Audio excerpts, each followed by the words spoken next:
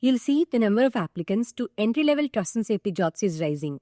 The same is happening with the senior roles too. Here's how to increase the chances of you getting through the screen and landing an interview. The goal at this stage is to get to the interview round. So, there are 3 gates to cross. 1. Presenting your uniqueness among hundreds. 2. Moving past ATS systems. 3. Getting the recruiter's endorsement. Networking will help in each step of the way. When it works, getting a referral is a key that will get you directly to the interview in front of your future team and leaders. Don't be shy in asking for a referral, but you have to do the minimum work to make it very easy for a referral to happen. This means always sharing the exact job code you are interested in, as well as a completed resume. Without these 2 things, you shouldn't even expect a response. For some roles, there are about 1,000 people applying in the first 3 days. This is partly because the industry has shrunk last few months. So there is more talent in the market now. There are also former federal workers who have experience in policy and enforcement who are also interested in trust and safety. This means you're competing against experienced talent. So my advice would be to do all the things in your control that will give you the best chance in scoring an interview. Let me start by saying that there are no shortcuts. You have to spend required time learning the skills and getting the experience you need to do the job.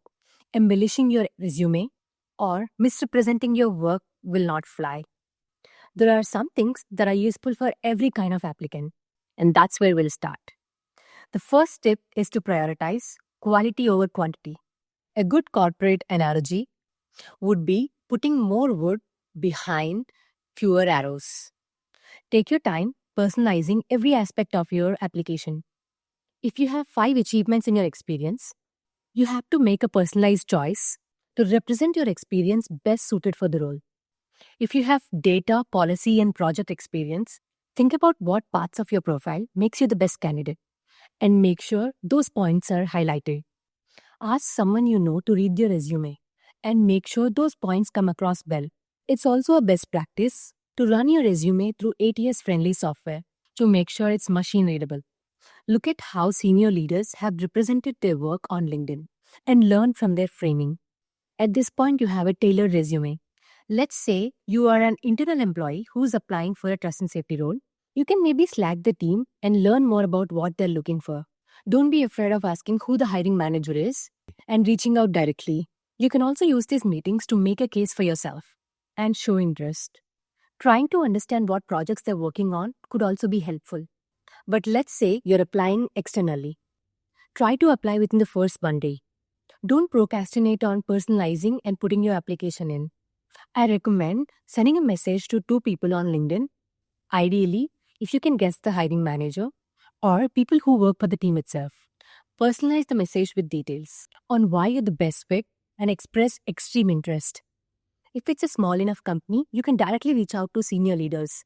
I've also seen some people create Loom videos to catch interest. Search for the people who may have shared job posting directly on LinkedIn. There's a high chance these people are part of the hiring team. Getting referrals is a long-term strategy. Attending conferences and increasing your network will slowly increase the chance of you getting a referral in the future. I do recommend applying directly on job portal and not clicking on easy apply. For people just starting out, build your network by having real conversations, trying to learn more about the team and the industry. One last advice would be to keep your expectations real. Don't get disheartened if you don't get the call back on the first try. Consistently putting the work will get you the results you need. Sometimes you can drop a line to companies, even if they don't have roles posted. Remember, you'll miss 100% of the shots you don't take. In the next video, we'll talk about how to crack a trust and safety interview by covering your preparation basics. See you in the next video, and best of luck on the job hunt.